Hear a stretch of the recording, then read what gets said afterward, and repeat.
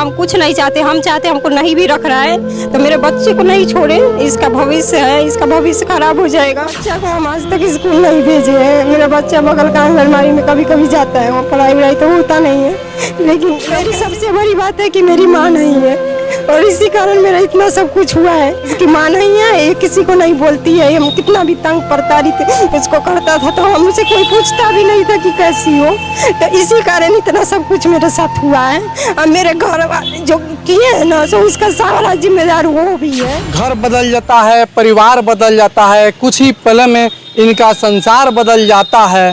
पिता से मिलने के लिए पति से पूछना पड़ता है और बेटी को विदा करते वक्त इनका हकदार बदल जाता है। नमस्कार, मैं अशोक यादव और आप देख रहे हैं बिहारी खबर तक। एक ऐसा मामला है जो आप सुनेंगे तो आप दंग रह जाएंगे।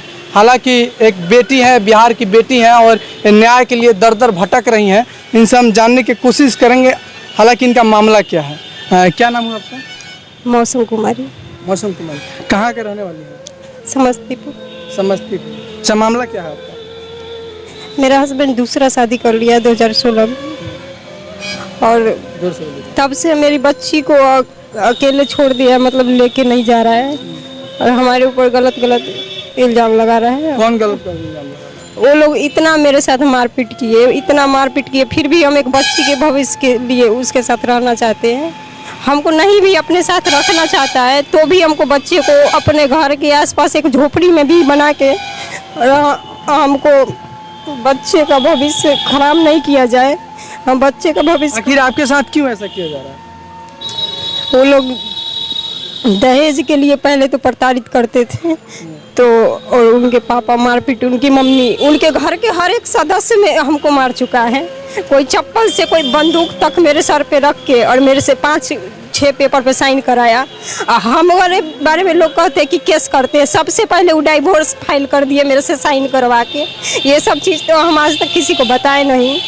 हमें अभी वहाँ देखने को मिल रहा है कि डाइवोर्स मेरे पे फाइल किया गया था, सबसे पहले वो डाइवोर्स फाइल किए थे। उनकी मम्मी बोलती थी कि इसका पर्चा छपवा दो पूरे बिहार में और छपवा के लिखवा दो कि लड़की गलत है और नहीं रखो इसको, और इसको या तो ये क्या करो कि बोरा में डाल के मार के फेंक दो और कह देना कि कहता है कि बोरा मार के डाल के। उनकी मम्मी कहती थी।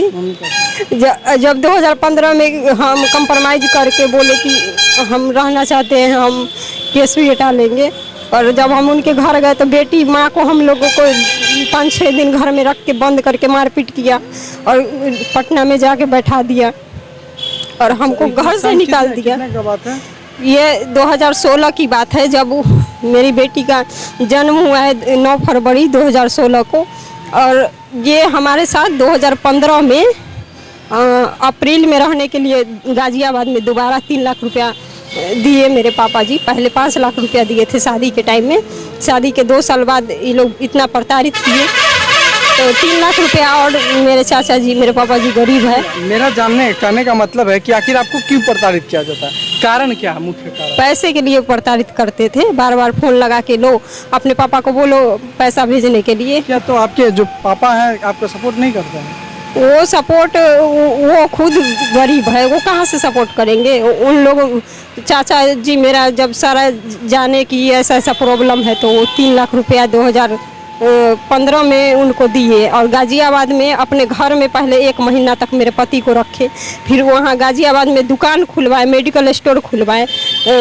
वहाँ का हम एड्रेस भी बता देना चाहते हैं, अगर किसी को अगर लग रहा है कि हम झूठ बोल रहे हैं तो Shalimar garden, Ghaziabad, Sahibabad district, Shalimar garden, Pannu चौक पे मेरा दुकान यादव मेडिकल स्टोर के नाम से खुलवाया गया था और ये लोग को 3 लाख रुपए दिया गया था। मुश्किल से 4 महीना मेरे साथ रहा और वहाँ से छोड़ के हमको भाग गया और 2-3 महीना तक गायब रहा। इनके पापा खूब धमकी हमको ही देने लगे कि तुम ही कहीं छुपा के रखा। 3-4 महीने बाद ही शादी कर लिए। आज आप कोर्ट में आई हैं तो क्या सुनवाई हुआ है? आज कोर्ट में सुनवाई हुआ है कि इनके जो जिससे शादी किए हैं उसे 2 बच्चे भी हो गए हैं और हमको रहने नहीं दिया जा रहा है, तो उनके ऊपर कुर्की का वारंट निकलेगा। कुर्की का दे चुका है, मतलब वारंट निकल चुका था लेकिन ये लोग हाजिर नहीं हुए तो अब कुर्की जब्ती होने वाला है। और सभी हम दर्शकों से कहना चाहेंगे, अगर अपने बहन से आप भी प्यार करते हैं तो वीडियो को शेयर जरूर करिएगा। हम उन दहेज दानों लोभियों को कहना चाहते हैं, अगर आप ऐसे करते हैं तो अपनी है कि हरकतें बदल दें। क्योंकि आपके परिवार में भी आपकी बेटी बहन होगी, शायद अगर उनके साथ ऐसी घटना हो तो आपको कैसा लगेगा, सोचने वाली बात है। तो आप सबसे पहले हम कहेंगे कि आप चाहती क्या हैं? हम चाहते हैं, हम कुछ नहीं चाहते, हम चाहते हैं हमको नहीं भी रख रहा है तो मेरे बच्चे को नहीं छोड़े, इसका भविष्य है, इसका भविष्य खराब हो जाएगा।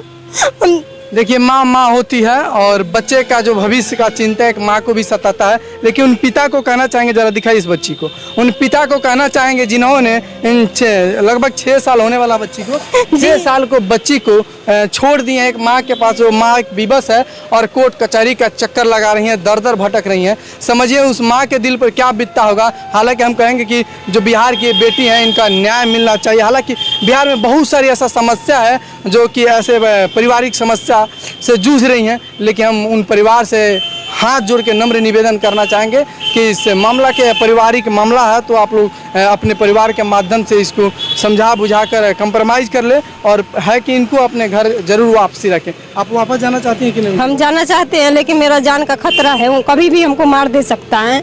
एक बच्चे को भी मेरा हमको सुई दे के मार दिया, हमको पता भी नहीं चला और इतना समझा बुझा के रखा हमको और बाद में पेपर को भी जला दिया। शादी कहाँ हुआ था आपका? वैशाली जिला में। किन से हुआ था? नाम क्या आपका? गौरव कुमार नाम है, उनके पापा का नाम है ललन प्रसाद सिंह और उनका ग्राम सैदपुर गणेश। और बोल रही हैं लेकिन इनके आंखों से आंसू छलक रहा है, एक दर्द है अंदर। उस दर्द को आप तस्वीर के माध्यम से देख रहे होंगे। और जो है गोदी में इनके नीचे बच्ची है जो लगभग 6 साल के तकरीबन होने वाली है। और समझिए कि इस परिवार में बच्चे का भविष्य अंधकार में है। बच्चा कैसे पढ़ाई लिखाई करता है इसके बारे में बच्चा पढ़ता है? बच्चा को हम आज तक स्कूल नहीं भेजे हैं। मेरा बच्चा बगल का आंगनबाड़ी में कभी कभी जाता है, वो पढ़ाई वढ़ाई तो होता नहीं है, लेकिन हम कैसे पढ़ाए इतना। आपके माता पिता सपोर्ट नहीं करते हैं बच्चे के? मेरी सबसे बड़ी बात है कि मेरी माँ नहीं है और इसी कारण मेरा इतना सब कुछ हुआ है। मेरे हस्बैंड को पता चल गया था कि इसको कोई उतना नहीं ये करता है, इसकी माँ नहीं है, ये किसी को नहीं बोलती है। हम कितना भी तंग प्रताड़ित इसको करता था तो हमसे कोई पूछता भी नहीं था कि कैसी हो। तो इसी कारण इतना सब कुछ मेरे साथ हुआ है। और मेरे घर वाले जो किए हैं ना, तो उसका सारा जिम्मेदार वो भी है, क्योंकि वो मेरे बच्चे को हम खुद से शादी नहीं किए, वो लोग ही शादी करवाए थे। बार बार हम यही सवाल करते हैं कि मोदी जी कहते हैं बेटी बचाओ बेटी पढ़ाओ। अगर बेटियों को तो आप पढ़ा सकते हैं, पर उन लोगों से कैसे बचा सकते हैं जो बेटियों को मरने के लिए छोड़ देते हैं? और आपने कहा था कि पहले आपका कोई एक बच्चा और भी था शायद? एक बच्चा मेरा 2013 में ही बच्चा, लड़का 8 महीने का बच्चा को मार दिया गया। सुई दे के तड़पते रहे सारा दिन, सबको बोलते रहे हमको ले चलिए डॉक्टर के यहाँ, नहीं रहे। 2 बजे रात को मेरा बच्चा पूरा जर फैल गया शरीर में और जब मरने की स्थिति में हो गए तो ऐसे हमको लगा कि अब तो मर जाएगी। तो घर में कागज़ पत्र छोड़ के हमको ऐसे ही लेके चला गया।